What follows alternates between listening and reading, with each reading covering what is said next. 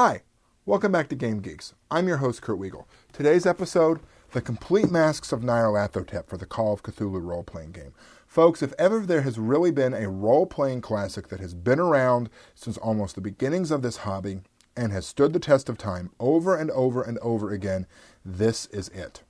This is a globe-spanning adventure. It was one of Call of Cthulhu's first adventure books that they put out, in which, essentially, starting from the murderous death of a friend, you investigate the disappearance of the Carlisle expedition across multi-continents. This brings back to the game a chapter that was really missing from the first one.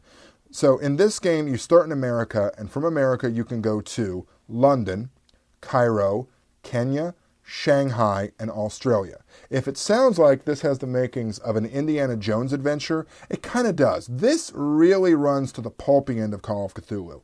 Lovecraft purists criticize it for that. Personally, almost every Call of Cthulhu game I've ever played in or run has turned into a very dark, grim version of Indiana Jones before we were too far into it. So, bearing that in mind, and if you don't mind a little bit of pulp mixed into your Cthulhu, this is a great game to get your hands on.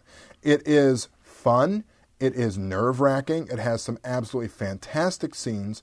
The general criticism that comes to almost all Call of Cthulhu books is it too railroady? That is, does it present you with the clues and you have to go clue to clue to clue to clue to clue to adventure? So, kinda, but if you play a lot of Call of Cthulhu, that's something you should be used to. In my opinion, you don't play Call of Cthulhu for a lot of character development. You play it for the chills. You play it to see where the adventure is going and how the mystery unravels. And this one unravels brilliantly. This is a game where you have to have a lot of language skills, culture skills. Like most Call of Cthulhu, a good score in library use or Latin will serve you better than shotgun. There is a good amount of combat in this, though.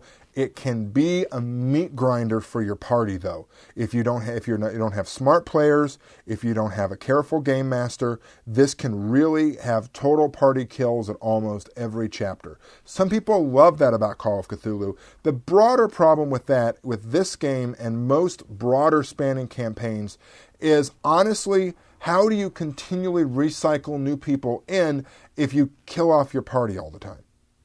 Honestly, that can be dealt with. It's not easy, and it does present the problem of why do you have a bunch of accountants flooding Shanghai U.S. accountants flooding Shanghai in 1920? Honestly, though, like I said, a careful game master, cautious players, this can give you many, many hours of good, ripping Call of Cthulhu fun. Get your hands on this if you like to see some of the origins of Call of Cthulhu, some of the origins of role-playing. This is one of the first campaigns that really went across the world in terms of what it did. For Game Geeks, I'm your host, Kurt Weigel. If you're interested in seeing other games reviewed or your game reviewed, please feel free to contact us at knweigel@yahoo.com. Good night and good gaming.